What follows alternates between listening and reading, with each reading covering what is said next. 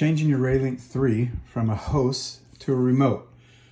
This is a little bit of a different process because there are radios that get turned off when you change your RAELink 3 mesh into a host.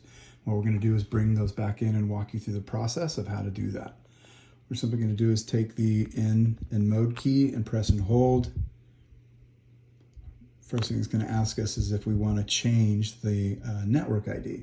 We're not going to change that. We're going to hit the no button. We do want to change this though from a host. We do not want to make it a repeater. We want to make it a remote.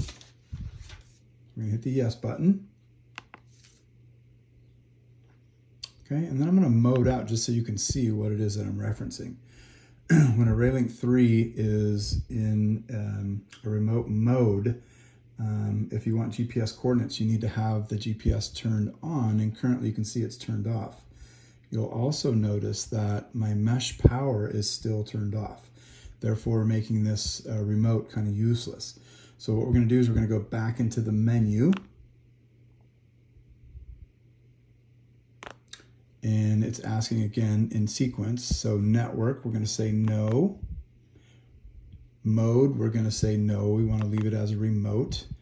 We're going to leave it as a unit ID number 3. So we're going to hit the no button again. And here's the first thing that we're going to change. We're going to turn the mesh power back on. So I'm going to hit the yes button. It's now on. I'm going to hit the no button because I don't want to change that. We're going to leave the pan ID the same. We're going to leave the channel the same. We're not going to touch the bypass or the baud rate, but we are going to turn GPS status on. Okay, let's hit the yes button.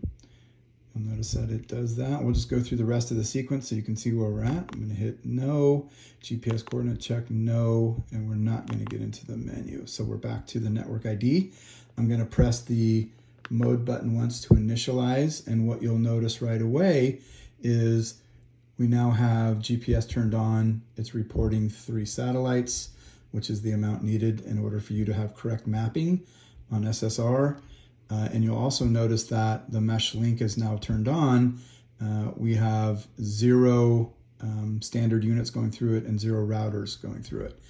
You'll also notice that this is blinking still because we are not connected to a network yet.